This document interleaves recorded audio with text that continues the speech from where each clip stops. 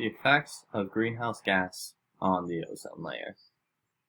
What shall we cover today? What greenhouse gas is, what the ozone layer is, and how they react when they meet. So what are greenhouse gases? Greenhouse gases trap heat and make the planet warmer.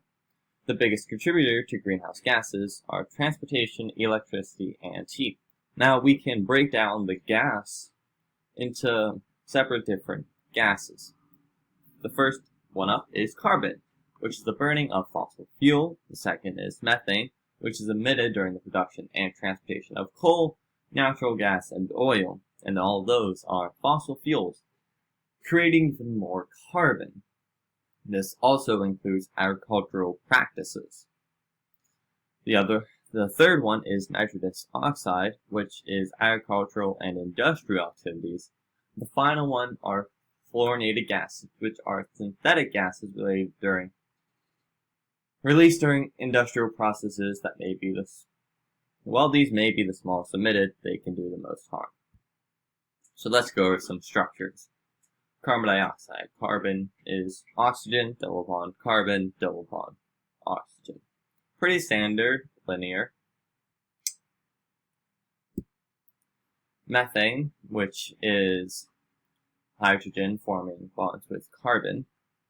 And this creates a seesaw shape. And do not worry, I don't have a Vesper chart on the back of my tie. Finally, we have nitrous oxide, which is oxygen, double bond nitrogen, triple bond nitrogen.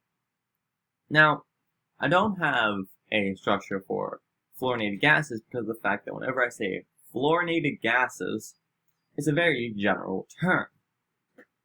Now, these fluorinated gases are a multitude of different things, and if I was to list all the structures, I would be out of time by the time I got done with them. Now, what is the ozone layer? The ozone layer is near the top of Earth's atmosphere. This is a protective blanket that protects the world from the sun's UV rays. So what happens is the sun emits rays, right? They travel down to Earth. Now, the ozone layer meets them up at the top. And whenever they meet, only some pass through, while others stay up there, and they can't get down to Earth, which is frankly quite helpful. Now let's talk about the ozone structure. The ozone is oxygen, double bond, oxygen plus, and a single bond, oxygen minus. I believe that is trigonal. Wait, no, that is the bent shape. Yes. B2E. Now, what happens when the ozone reacts to greenhouse gases? Some greenhouse gases, such as chlorofluorocarbons, or CFCs, this is just a general term. It can be all the greenhouse gases that I have mentioned. Another halocarbon strip away a single oxygen atom from the ozone, and that destroys that part of the ozone. Now, that is quite harmful, but has been going on for a few centuries. And that has been because greenhouse gases have been constantly being emitted. Now, that is all fine and dandy until we hit the Industrial Revolution, where we started pumping out all this carbon and we started transporting and we used all this heat, and that emitted a large quantity of greenhouse gases, thus destroying more ozone than could be produced naturally.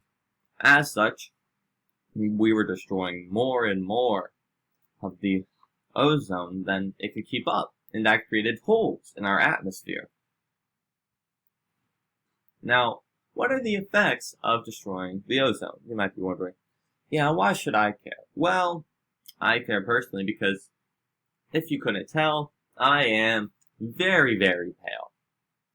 And I'm already at risk for skin cancer and melanoma, and even sunburnt.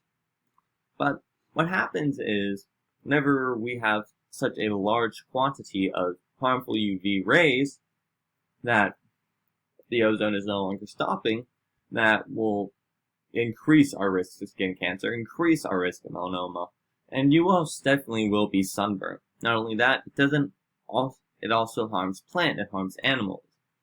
For plants that only require a certain amount of sunlight, that could disrupt them and kill an ecosystem. Not only that, it could harm animals who simply can't handle that amount of sun. So by having these holes in our ozone layers, we are killing the plants, we are killing the animals, we are killing ourselves.